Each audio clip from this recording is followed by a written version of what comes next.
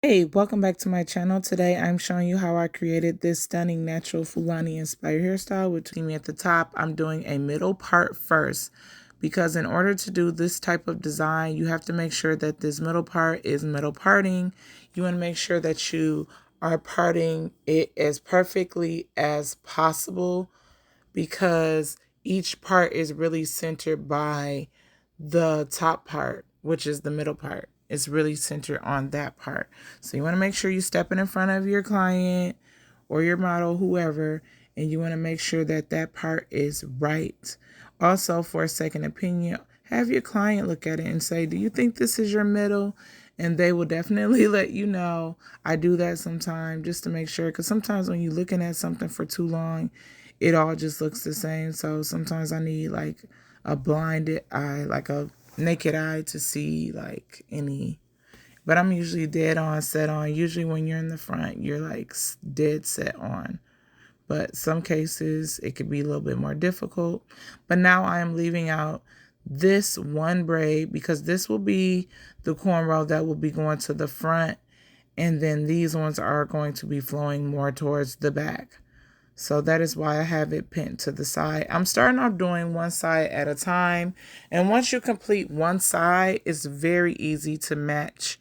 And I do the identical look because you can use the parts from one side and you can just line it up and then make the curve the way that you need to based off the client's hairline. And that is pretty much what makes it easy. So I'm doing this side first and I'm just braiding it until I get so far off of the scalp. And then these will also turn into twists. Eventually, I am not doing the twist right away. I am just doing the cornrows right away because, again, I treat it the same way I did the process in the back. The reason is because I don't want any stiff twist. I want them to be just like the back, nice and fluffy, which you guys see I completed off camera. Now I am doing all of these cornrows. So you will see how I end up twisting all of these once it is all done. And I'm just basically just braiding and doing the cornrow section. I do want to give some nighttime routine for this hairstyle because a lot of people think, oh, it's their natural hair. They can just not wear a shower cap or a scarf. And that is not the case. You treat this hairstyle the same way you would any other hairstyle that is a protective hairstyle. So with that being said, you want to make sure that you are wearing a scarf for nighttime routine and a shower cap. I would recommend oiling your scalp at least once a week. I will also recommend putting some type of leave-in or mousse on the twist probably every third day and just making sure that these twists stay nice and juicy because you don't want them to get dried up and just look really dry and stale. You want to make sure they look moist or give the illusion. Spray some oil sheen on it. This hairstyle can last 3 weeks for sure, but you just have to make sure that you're doing all these things. When I say a scarf, I mean a silk scarf. I do not mean a bonnet. I know some of you guys just be like, oh, I got a bonnet, so I'm just going to put it on. I said a scarf. You want to make sure you wrap that scarf around the perimeter of this hairstyle. Have the twist coming out of it because you want the scarf to hold down the braids at the top because that usually is the first thing to get a little bit frizzy. So to make sure that doesn't happen, to prevent it from happening anytime earlier than what you expecting to like wear this hairstyle, wear a scarf. Wear a scarf. Unless you want to be back in the chair getting these done at the top all over again, which you don't want to do. And after about 2 weeks, the week before you take your hair down, which I would recommend 3 weeks, 3 week max.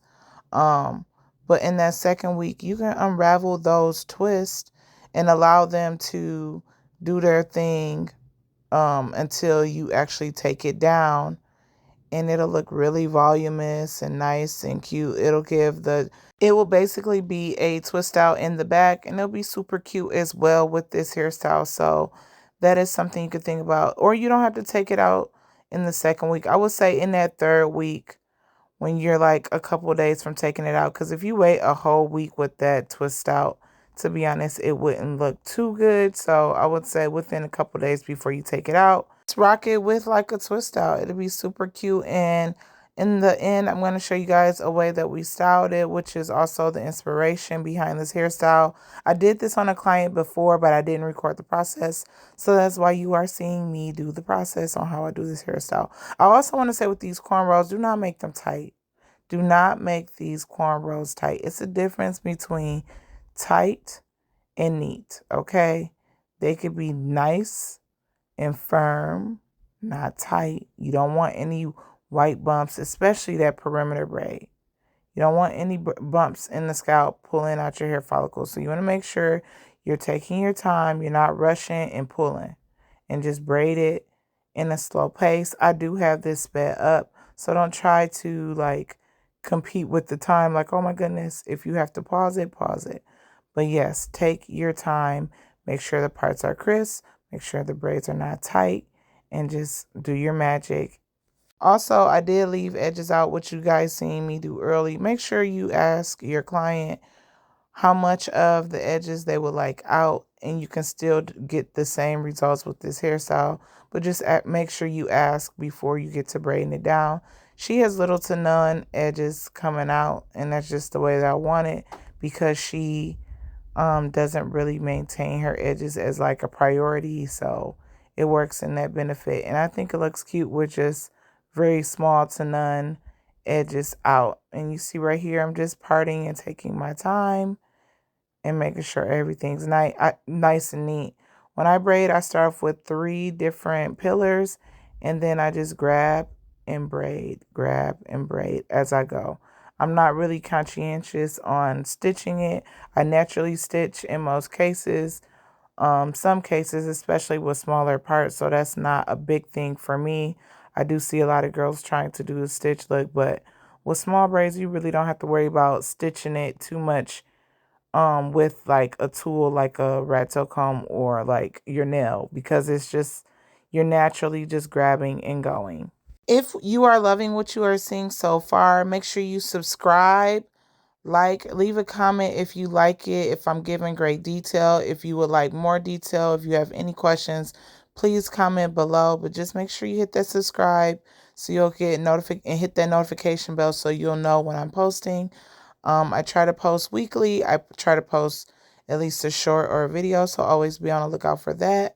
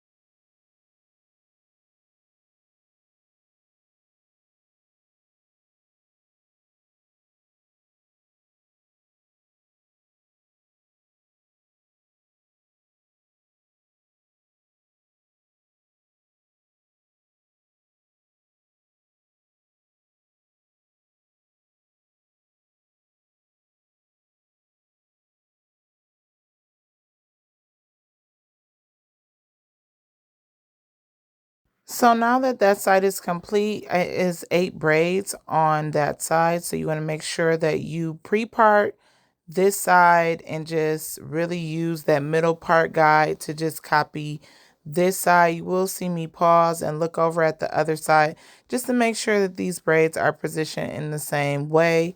But it is 8 braids on each side. You see I already have my section parted. It goes pretty quick once you do one side, and you see I just matched it and I'm just braiding, and that is pretty much how I use this as a guide. And it makes it so much easier, especially once I get to like this part up here where the other braid is matching the other side. After that, it's just like magic. It just goes from there. But you want to make sure you pre-part and make sure that you can get 8 on this side and that it is identical. And that is pretty much how you will know if you parted down the middle in an even way.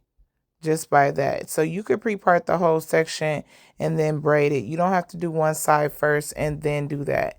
You can literally pre-part this entire hairstyle at the top as far as the cornrows, and you can also pre-part the rows in the back just to make sure everything is the size that you want it to be.